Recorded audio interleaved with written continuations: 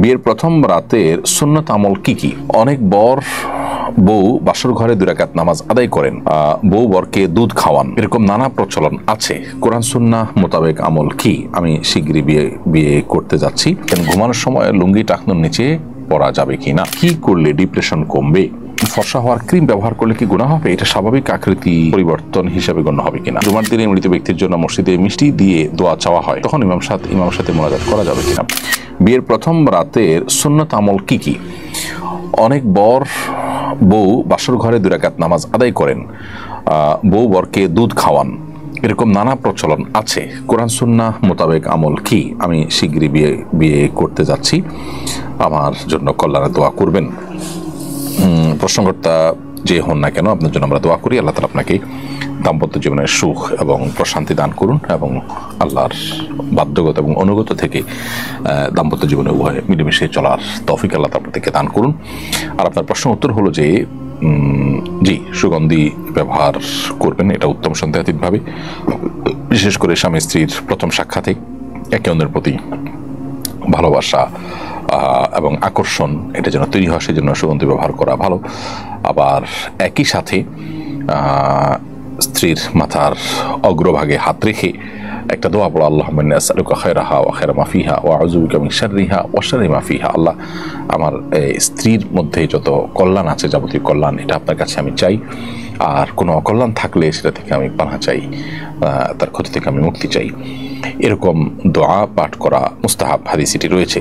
এর বাইরেও স্বামী স্ত্রী উভয়ে দাঁড়িয়ে 2 রাকাত নফল নামাজ আদায় করা বাসর রাতে, সেটাও মুস্তাহাব। অনেক উলামা ইকরাম সেটি করতে আমাদেরকে পরামর্শ দিয়েছেন বিভিন্ন বর্ণনার আলোকে। সো এই কাজগুলো আপনি করতে পারেন এবং আল্লাহ তাআলার কাছে সাধারণ এবং কমন যে দোয়া আছে, সেই দোয়াগুলো তো আমরা অনবরত নেককার স্বামী নেককার স্ত্রী পাওয়ার জন্য, যেমন সূরা ফুরকান 74 নম্বর আয়াত, রব্বানা হাব লানা মিন আজওয়াজিনা ওয়া যুররিয়্যাতিনা কুররাতা আয়ুন ওয়াজআলনা লিল মুত্তাকিনা ইমামা, এই জাতীয় দোয়াগুলো আমরা করব ইনশাআল্লাহ তাআলা। সাইম ইসলাম আপনি লিখেছেন, ঘুমানোর সময় লুঙ্গি টাকনুর নিচে পরা যাবে কিনা? ঘুমানোর সময় লুঙ্গি টাকনুর নিচে যদি চলে যায় তাহলে তাতে কোনো অসুবিধা হবে না। বিগত সপ্তাহে সম্ভবত এই প্রশ্নটি এসেছিল এবং এর উত্তর আমরা দিয়েছিলাম। সাধারণ স্বাভাবিক অবস্থাতে একজন পুরুষের লুঙ্গি, পাজামা, প্যান্ট, চাদর, জুব্বা এগুলো টাকনুর নিচে যেন না যায়, সেটা খেয়াল রাখতে হবে। হাদিসে কঠোরভাবে নিষেধ আছে। শোয়ার পরে যদি সেটা চলে যায় তাহলে সেটা আসলে মানুষের একে তো ইচ্ছার বাহিরে, দ্বিতীয়ত এটা সাধারণ এবং স্বাভাবিক অবস্থা নয়, যার কারণে এতে কোনো গুনাহ হবে না ইনশাআল্লাহ তাআলা। তবে স্বাভাবিক অবস্থাতে টাকনুর নিচে যেন আমাদের লুঙ্গি, পাজামা, প্যান্ট ইত্যাদি না যায়, সেই দিকটা আমাদেরকে খেয়াল রাখতে হবে। এরপর তাসনিম তাজিন আপনি লিখেছেন, কি করলে ডিপ্রেশন কমবে? ডিপ্রেশন থেকে রক্ষা পাওয়ার জন্য আমাদের একটা শর্ট ভিডিও আছে ইউটিউব এবং ফেসবুকে, আপনি সেটা দেখে নিতে পারেন। সেখানে আমরা কোরআন হাদিসের আলোকে কিছু পরামর্শ দিয়েছি। প্রথমত, আল্লাহ বলেছেন, আলা বিযিকরিল্লাহি তাতমাইন্নুল কুলুব, আল্লাহ তাআলার জিকির এটা মানুষের অন্তরকে প্রশান্ত করে। বিধায় অন্য ব্যস্ততা কমিয়ে আল্লাহর সাথে একান্ত যোগাযোগ বাড়ানো, আল্লাহর স্মরণ, আল্লাহর জিকির এটা বৃদ্ধি করা, এটা হবে আপনার ডিপ্রেশন দূর করবার অন্যতম উপায়। দ্বিতীয়ত হলো, ডিপ্রেশন এটা আসলে নৈরাশ্য থেকে আসে। আল্লাহর প্রতি বিশ্বাস যদি কারোর প্রগাঢ় হয়, আল্লাহ রহমান রাহিমিন, আল্লাহ সব কিছু করতে পারেন, এই বিশ্বাস যদি কারোর থাকে, তাহলে তার মধ্যে ডিপ্রেশন কাজ করতে পারে না। বিধায় আমাদের ঈমান, আমাদের আল্লাহর প্রতি বিশ্বাস, আস্থা, এগুলো যদি আমরা বাড়াতে পারি, ইনশাআল্লাহ ডিপ্রেশন কমে যাবে। অর্থাৎ ঈমান এবং তাকওয়ার চর্চা বাড়াতে হবে। তৃতীয়ত, ইস্তিগফার, আল্লাহর কাছে আপনি নিজের গুনাহ এবং পাপাচারের জন্য যদি ক্ষমা প্রার্থনা করেন, তাহলে সেক্ষেত্রে আল্লাহ তাআলা আপনার ডিপ্রেশন এবং দুশ্চিন্তা দূর করে দিবেন। হাদিসে আসছে, নবী সাল্লাল্লাহু আলাইহি ওয়াসাল্লাম বলেছেন, মাল্লাজিমাল ইস্তিগফার জাআলাল্লাহু মিন কুল্লি দিকিন মাখরাজা ওয়া মিন কুল্লি হাম্মিন ফারাজা। যে ব্যক্তি ইস্তিগফারকে আঁকড়ে ধরবে, অর্থাৎ সবসময় ইস্তিগফার করতেই থাকবে, আল্লাহ তাআলা তাকে সকল সংকটাপন্ন পরিস্থিতি থেকে বের হওয়ার পথ আবিষ্কার করে দিবেন, সকল পেরেশানি থেকে আল্লাহ তাআলা তাকে মুক্তি দান করবেন। এর পাশাপাশি চতুর্থ যে বিষয়টি বলতে চাই তা হলো দুরূদ পাঠ করা। বিশেষ দুরূদ পাঠ করলে সেটাও আমাদের দুশ্চিন্তা, পেরেশানি, ডিপ্রেশনকে দূর করবে ইনশাআল্লাহ, কারণ দুরূদের মাধ্যমেও সেটি হবে বলে হাদিসে রয়েছে। এবং সর্বশেষ বলতে চাই যে বিশেষ দোয়া আছে নবী সাল্লাল্লাহু আলাইহি ওয়াসাল্লামের, আল্লাহুম্মা ইন্নী আউযু বিকা মিনাল হাম্মি ওয়াল হাযান, আল্লাহ আপনার কাছে টেনশন, ডিপ্রেশন, দুশ্চিন্তা থেকে পানা চাই। এই দোয়াটা বেশি করে পড়বেন, ইনশাআল্লাহ আল্লাহ তাআলা আপনাকে হেফাজত করবেন। ইসলাম আপনি লিখেছেন, ফর্সা হওয়ার ক্রিম ব্যবহার করলে কি গুনাহ হবে? এটা স্বাভাবিক আকৃতি পরিবর্তন হিসাবে গণ্য হবে কিনা? উত্তর হলো না।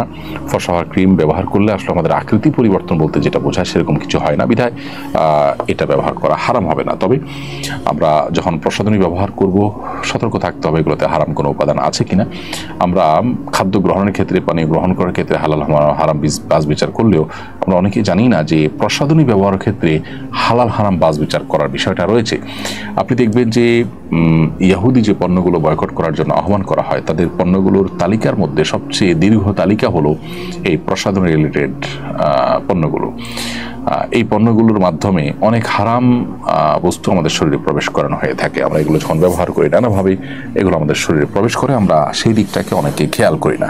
অতএব সেখানে হালাল হারাম বিষয়টাকে বিশেষভাবে আমাদের বিবেচনা আনতে হবে। তবে মৌলিকভাবে ফর্সা হওয়ার ক্রিম ব্যবহার করাটা নিষিদ্ধ নয়। শান্ত ইসলাম লিখেছেন, জুমার দিনে মৃত ব্যক্তির জন্য মসজিদে মিষ্টি দিয়ে দোয়া চাওয়া হয়, তখন ইমামের সাথে মোনাজাত করা যাবে কিনা? প্রথম কথা হলো যে মসজিদে মিষ্টি দিয়ে দোয়া চাওয়ার এই কালচারটা সঠিক কোনো কালচার নয়। মৃত ব্যক্তির জন্য দোয়া এটার কোনো বিনিময়ে দেওয়া উচিত নয়। আপনি যদি বলেন যে এটা আমি এমনি মানে সওয়াবের উদ্দেশ্যে খাওয়াচ্ছি, তাহলে সেটা মসজিদে কেন? এখানে তো দোয়ার জন্য বলেছেন, ভালো কথা। আপনি বস্তিতে বহু রাস্তায় বহু গরিব মানুষ আছে সেখানে দেন।